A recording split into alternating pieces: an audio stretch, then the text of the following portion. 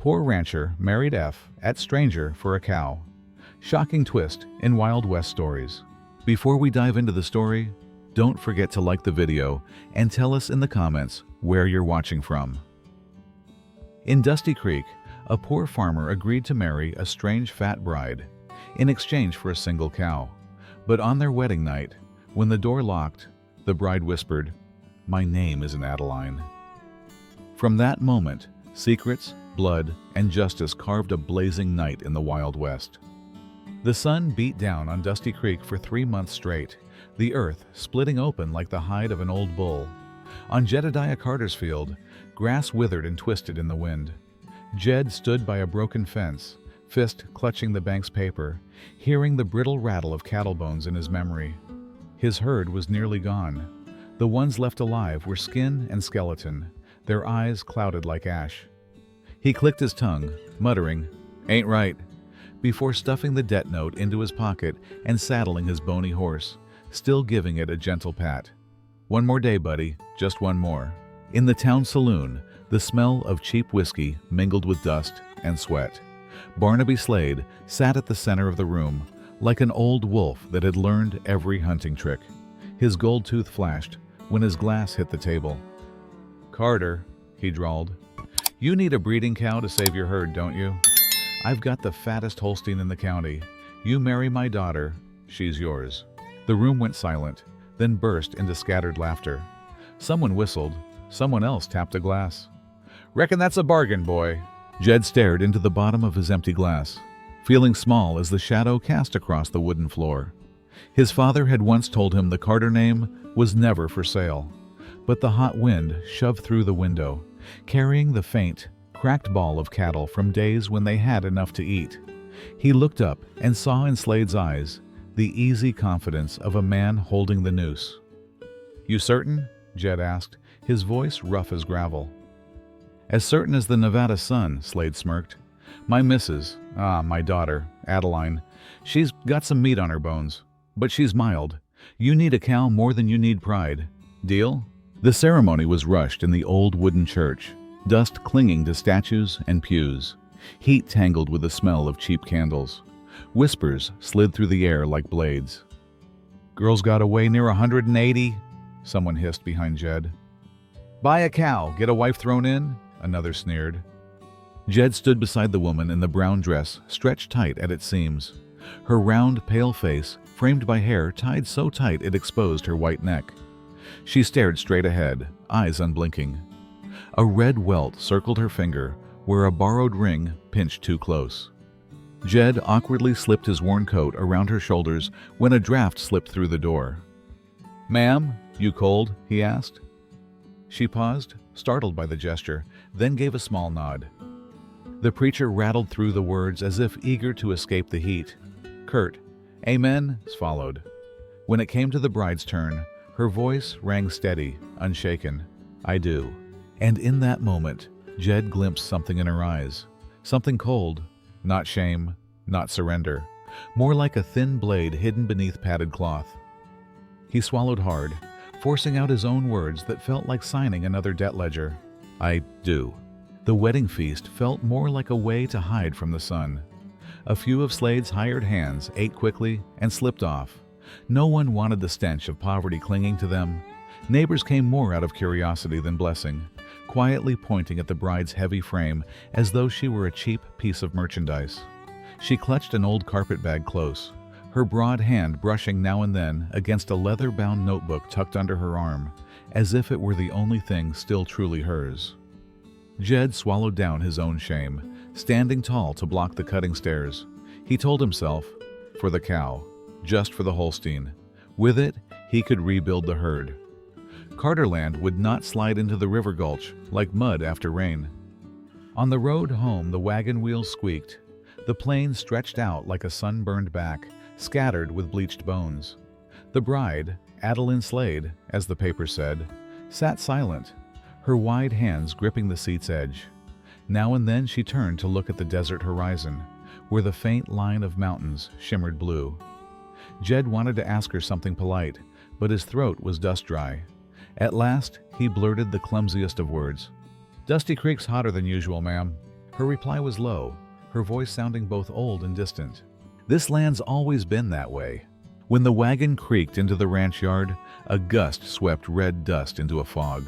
The cattle pen stood empty. The wooden trough was split down the middle. Jed climbed down first and held out a hand to his new wife. She hesitated, then placed her weighty palm in his. In that instant, Jed noticed the calluses. Hard and stubborn, the hand of someone used to heavy work, not the soft, butter-smooth hand of a rich man's daughter. He murmured, "The house ain't big, but it'll be clean. I'll try."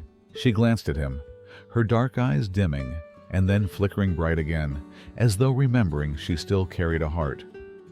The bedroom was small, just enough for a wooden bed, a little chest, and a candle melting to stubs. Jed fumbled to light it, the weak yellow flame pushing back the dark for a moment before letting it crawl back over the walls. He hung his worn coat, awkward as a boy of 17. Outside, a coyote's howl stretched long across the night.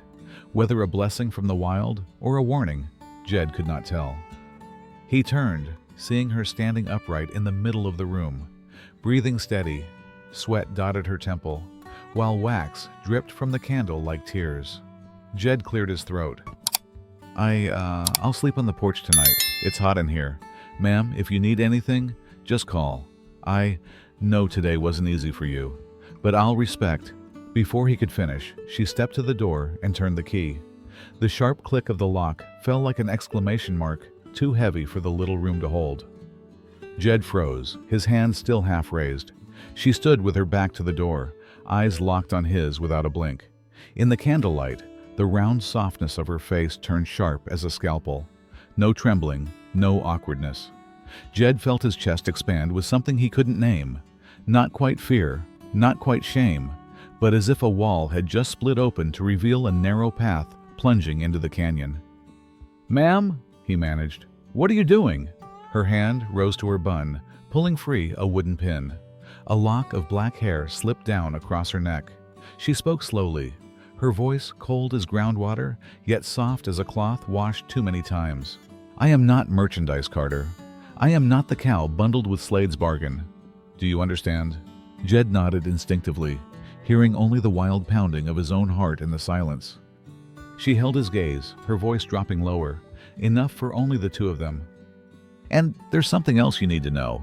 Her palm rested on the old carpet bag as if pressing down the weight of her entire life. Then she leaned back against the door. The candle flame flickered wildly in a draft, casting their shadows long across the wall. Somewhere out in the desert, the night exhaled. She whispered, each word carved into the wood. "My name is not Adeline." In the stifling room, the words hung like a noose in the air. Jed Carter stood rigid, chest heaving, his eyes refusing to believe what he had just heard. His bride, the woman the whole town called Adeline Slade, was staring at him with eyes unshaken, unashamed, only the hardened glint of steel beneath soft flesh. Jed rasped, his voice breaking. "You? What did you just say, ma'am?" The woman set the carpet bag onto the wooden table and slowly unlatched it. Inside were no dresses, no finery, but a bundle of papers tied with hemp string, a few yellowed letters, and a small glass vial, clear liquid gleaming in the candlelight. She lifted it, her hand steady as one accustomed to holding a weapon. "Carter," she said, her tone firm as stone.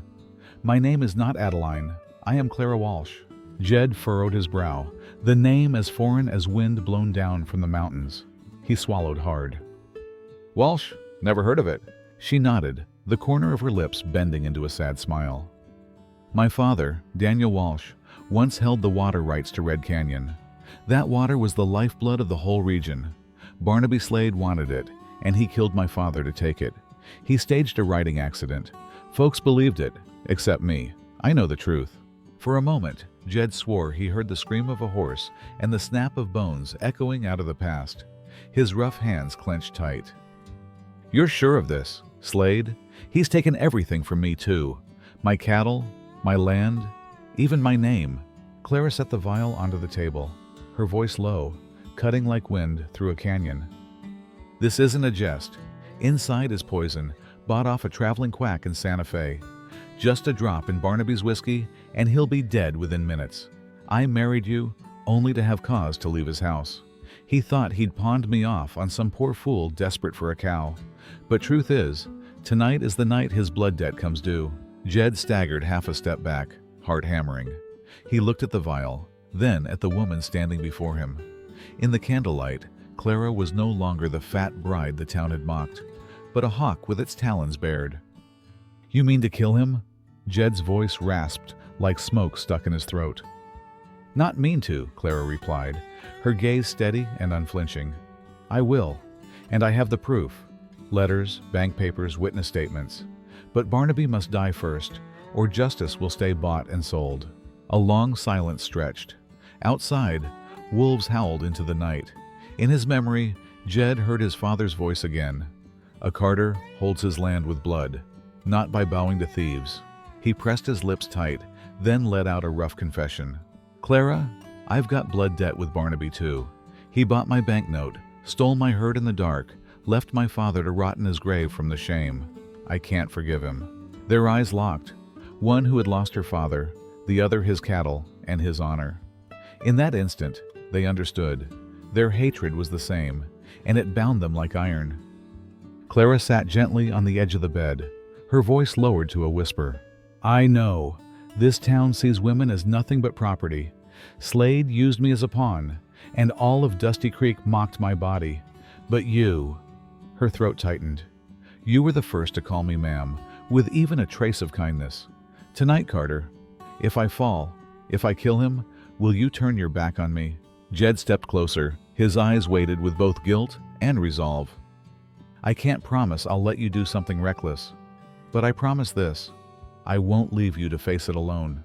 Just then, the ground trembled with the pounding of hooves. Firelight flickered through the window, the shadows of armed riders looming in the night.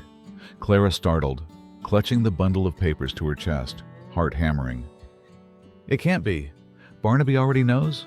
Jed snatched up the old Winchester propped in the corner, pulled the window ajar, and peered out. In the moonlight, at least half a dozen riders closed the circle, torches blazing like ghostly flames. He turned back, eyes flashing steel. "We didn't have to go looking for him. Looks like he's come to find us first." Dusty Creek nights were usually as still as the desert's long sigh, but this one carried the drumbeat thunder of hooves. Through the narrow slit of the window, Jed saw their silhouettes, riders on horseback, torches held high, forming a noose of fire around the ranch. 6, 7 armed men, tightening like wolves on the hunt. Clara's grip on the papers whitened her knuckles. She whispered, shaken, "It's him, Barnaby." And so it was. Barnaby Slade sat tall astride a black horse, his hulking frame cast stark in the firelight. Beside him rode a man in a long leather duster, a silver star gleaming on his chest in the torch glow. Sheriff Warren. Dusty Creek had once held him up as the very emblem of law and oath. Seeing him here made Jed's heart sink like a stone dropped in his chest. "No," Jed gasped. "Sheriff Warren, he's with Slade." Clara's face hardened, her eyes blazing with fury. "I suspected. Now it's plain. My father didn't die just because of Barnaby, but because that sheriff blinded justice." Outside, Barnaby's voice rang out, rough and booming like thunder. "Carter, I know the girl inside ain't Adeline. Don't think you can fool me. Hand her over, and maybe I'll let you live. Refuse." His growl turned into a roar. "And this ranch burns to ash." The riders' mocking laughter blended with the desert wind, colder than any wolf's howl. Clara's face went pale. Her hand darted toward the glass vial. Now's the moment. But Jed caught her wrist, his hand heavy as timber. "No, Clara. That vial's nothing but salt water. I switched it long ago." She froze, staring at him in disbelief. "You? Since when did you do that?" Jed's voice dropped, his dark eyes fixed on the shadows outside the yard. "From the moment I saw you pull it out in the bedroom, I knew one day Barnaby would come. I couldn't let you take him down with poison. I've got my own plan." Clara stiffened, half angry, half shaken. You planned for me to betray you?" Jed turned to her, voice gravelly. "In this land, you prepare for the worst from everyone. I didn't think you were true, but now I do, and we'll fight, Another way. Barnaby's voice boomed again. Carter, 30 seconds. Hand her over, or I'll burn it all. Torchlight flared across the snarling faces outside. Sheriff Warren rode forward, his voice sharp as a blade. Jed Carter, you're harboring a murderer. Surrender her, or you both die tonight. Clara gripped the table's edge, sweat breaking across her brow. He'll kill us either way, even if you hand me over. Jed nodded, raising the Winchester, his tone ironclad. Then better to die standing than kneel. A beat of silence. Then Barnaby's roar split the night. Fine, burn it all. A torch arced through the air, landing on the dry roof. In an instant, flames roared to life, devouring the timber with crackling hunger. Smoke poured through the windows like a ravenous beast. Jed! Clara cried out. Jed yanked open the root cellar hatch beneath the floor, pulling her down. But the fire was already racing across the rafters, wood snapping above, hooves pounding outside, the riders' jeers filling the night. Through the smoke and chaos, Jed's eyes hardened to steel. He whispered, voice as unyielding as desert stone. They want war? Then war they'll have. Flames tore along the rafters like starving wolves on flesh. The smoke thickened, acrid and choking, searing their eyes. Jed ripped away the cellar boards, dragging Clara into the cramped hollow beneath the kitchen. In the close dark, she clutched the bundle of papers tight, her breath coming fast. Jed, can we hide here till morning? He shook his head, eyes burning in the rain of sparks. No, they'll burn the house to the ground, then dig out whatever's left. There's only one way. We cut our way out. He seized the Winchester, calloused hand stroking the smooth worn stock from years of use. In that moment, his gaze was no longer the gaze of a broken farmer, but of a man who'd known war. He drew a long breath, swallowing fear whole. Above them, the riders howled. Burn it hotter, make 'em scream. Laughter cracked across the yard, cruel and merciless. Jed shoved open the cellar hatch, fire searing in. He crouched at the rim, eyes sweeping fast. 6 figures flickered in the blaze, rifles slung across shoulders. Barnaby hung back, grinning like the game was already won. Jed whispered to Clara, when I fire, you break for the stables. Hide there. If I fall, you live on and guard the proof. Clara's jaw tightened, eyes flashing steel. No, you're not the only one who can shoot. My father put a gun in my hand before Slade took him. Jed froze a beat, then gave a sharp nod. Side by side now, 2 lives cornered into the same warpath.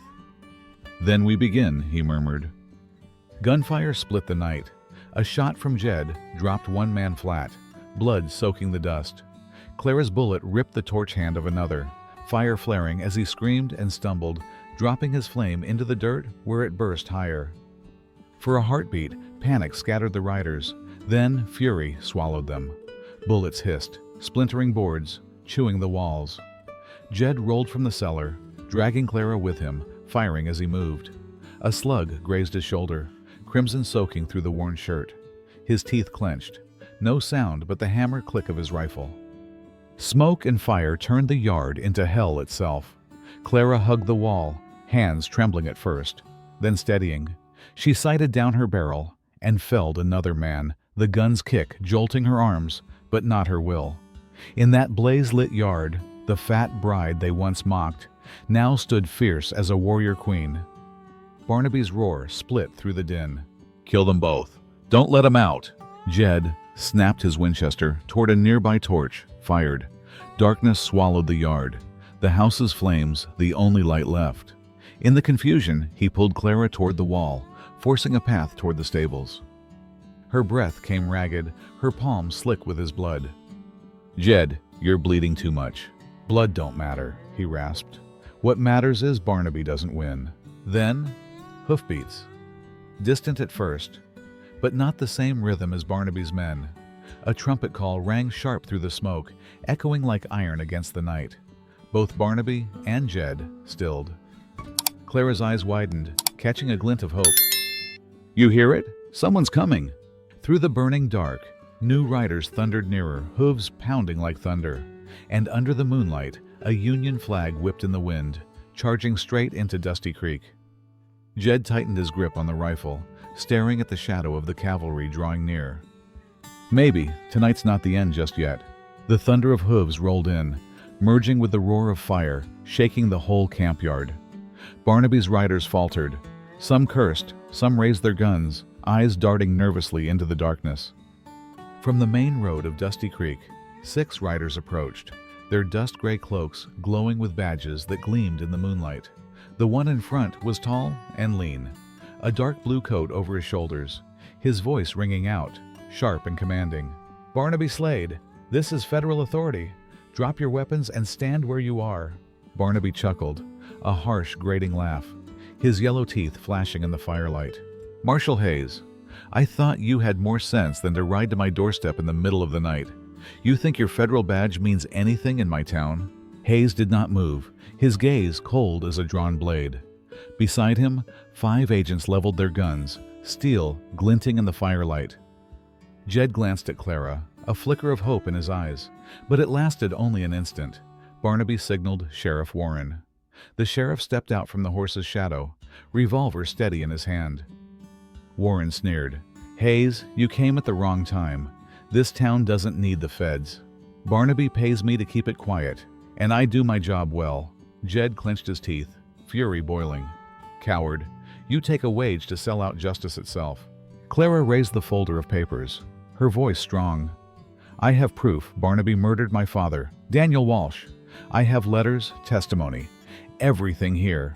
If Hayes sees them, Barnaby will have no escape." Barnaby roared with laughter, his voice like thunder. "Girl, you think a few scraps of paper will bring me down? Warren!" Before Clara could hand the file to Hayes, a gunshot cracked. A bullet from Warren ripped through the folder, scattering the pages into the air like a startled flock of sparrows. Papers fluttered down, some straight into the fire, igniting, blazing bright, then vanishing into smoke. Clara screamed, lunging to grab them. Jed yanked her aside as another volley tore past. Firelight flared across Warren's face, bearing the shameless mask of betrayal. Barnaby's men fired wildly. The federal agents answered back. In moments, the campyard became a battlefield of 3 sides. Slade's gang, Marshal Hayes with his men, and Jed and Clara trapped in the smoke and flames between them. Jed dropped one of Slade's riders with a clean Winchester shot, then shouted to Hayes, "Stop Warren, he'll kill us and burn every shred of proof." Hayes dodged a bullet, shouting back, "Hold on to whatever's left, Carter. We need that evidence." Clara lay flat against the ground, her hand snatching a few sheets that had survived, her eyes filled with despair as she saw more than half already reduced to ash. She bit her lip until it bled, whispering, "No, we can't let it all turn to smoke and cinders." Gunfire cracked relentlessly. Jed and Clara were forced against the wall, choking smoke and the roar of flames drowning out even their own breath. In the chaos, a bullet tore past, shredding the cord that held together the last of the papers in Clara's grasp. Pages scattered across the scorched earth, the wind lifting them like wandering souls. Clara screamed, lunging into the crossfire to seize them back. The red glow of fire lit the campyard, casting long shadows through the haze. Clara stumbled, falling face first, her arms clutched desperately around the few sheets she had saved. Jed charged forward, shielding her, bullets kicking up dust and sparks all around them. "Clara, get up, now!" Jed roared, hauling her to her feet. Blood seeped from his shoulder, spreading across his shirt. But he gritted his teeth and refused to let go. A hoarse laugh cut through the chaos. Sheriff Warren stepped forward, revolver smoking in his hand, his face as cold as desert stone. "Carter, you think you're smarter than me? The Walsh family, every last one of you is going to die." Clara lifted her head, her eyes blazing. It was you who poisoned my sister Adeline. Barnaby only gave the order. You were the one who did it." Warren curled his lip, making no attempt to deny it. That girl was a fool. She thought she could threaten Barnaby, thought her words carried weight. All it took was a few drops in her whiskey, and that was that. As simple as tossing a dead cat out in the desert. The confession stabbed into Clara's chest like a knife. She trembled, then screamed, raising her pistol. But Warren's shot came first. Jed shoved Clara aside with all his strength, taking the bullet full into his leg. He dropped to one knee, the Winchester still gripped in his hands. Cold sweat streamed down his face, but his eyes burned bright. "You bastard," Jed growled, and pulled the trigger. The shot slammed into Warren's shoulder, spinning him back. His revolver clattered to the dirt. He howled, blood spraying across his chest. Before collapsing, Warren still managed to rasp, "No, Barnaby will never lose." Jed gasped for breath, sweat and blood mingling on his face. Clara rushed to catch him, tears streaking down her cheeks. In her hands, the crumpled papers still bore the inked proof, evidence of Barnaby's land theft and forged bank records. Marshal Hayes, having just cut down 2 of Slade's men, ran to them. He snatched the bundle from Clara, his eyes scanning quickly. This is enough, more than enough to shackle Barnaby before a federal court. In the distance, Barnaby was pinned between 2 federal agents, iron chains biting into his wrists. Yet he thrashed and raged, eyes bloodshot, screaming wildly. "No, I've ruled Dusty Creek for 20 years. No bastard will ever take it from me. I am the king of this desert." Jed forced himself upright, locking his gaze on Barnaby. His voice was hoarse, but steady as stone. "Every rotten empire falls, and today is your day, Slade." Clara's hands clutched Jed's, trembling. She felt the hot seep of his wound, but his eyes were as unyielding as the red cliffs of the canyon. In that moment, she understood.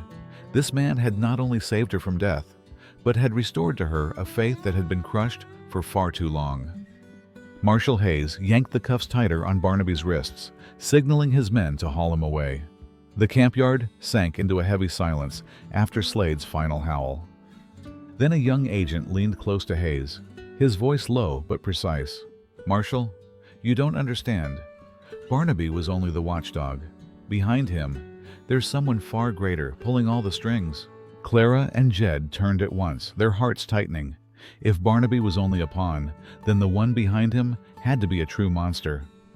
The flame still roared, the smoke still curled, and within it, a new truth had just begun to show itself, while the greater danger waited, still ahead. Dawn was near. Smoke still rose from the Carter Ranch, mingling with the last pale light of the moon. The air carried the stench of burned wood, blood, and gunpowder. Jed sat, slumped against the broken porch, his leg hastily bound with a blood-soaked strip of cloth. Clara sat close beside him, clutching the salvaged papers to her chest as if they were treasure. Barnaby Slade, hands shackled, was dragged from the yard. He still raged, still cursed, but no one listened anymore. Marshal Hayes rode at the head of the column, his voice ringing firm. Barnaby Slade, you are under arrest for murder, forgery, and unlawful seizure of land. You will be taken to Santa Fe to stand trial before the federal court." The townsfolk of Dusty Creek, roused by smoke and fire, gathered along the dirt road. They watched the chain gang pass, fear and relief mingling in their faces. Someone whispered, "Slade's really fallen." Another spat into the dust. "Serves him right." Jed looked on, his heart both lightened and heavy. His ranch, his father's house, built by his own hands, was now nothing but ashes. Yet at least the truth had been laid bare, and the tyrant would no longer grind the town beneath his heel. Clara turned to him, her eyes damp but steady. "You saved me from Warren. You saved justice for my father. I owe you my life, Jed Carter." Jed gave a faint smile, his calloused hand brushing lightly against hers. "We've both lost too much, but if we can still stand, it means there's still hope. Dusty Creek's never been kind to us, but I'll make sure it changes." Clara stayed quiet for a long moment, then whispered, her voice trembling but resolute. "They treated me like a thing to be bargained, to be mocked. But you're the first to see me as a person. From now on, I won't bow my head, and I won't leave you alone, Jed." Their eyes met, no further words needed. Outside, dawn slowly crept over the ridgeline. The first light of day broke through the thinning smoke, bathing all of Dusty Creek in a blazing gold. They say the West belongs only to the strong and the ruthless. But that morning, amid the ashes, a poor farmer and a woman once dismissed as the fat bride found something stronger than bullets: faith in each other. Jed tightened his grip on Clara's hand and forced himself upright, though his leg still trembled. "We'll build again from these ashes with our own hands." Clara nodded, and for the first time a true smile bloomed on her lips, gentle but proud. And in that dawn light, Dusty Creek grew still, as if acknowledging that in the West, sometimes folks marry for a cow, but end up finding a reason to keep on living.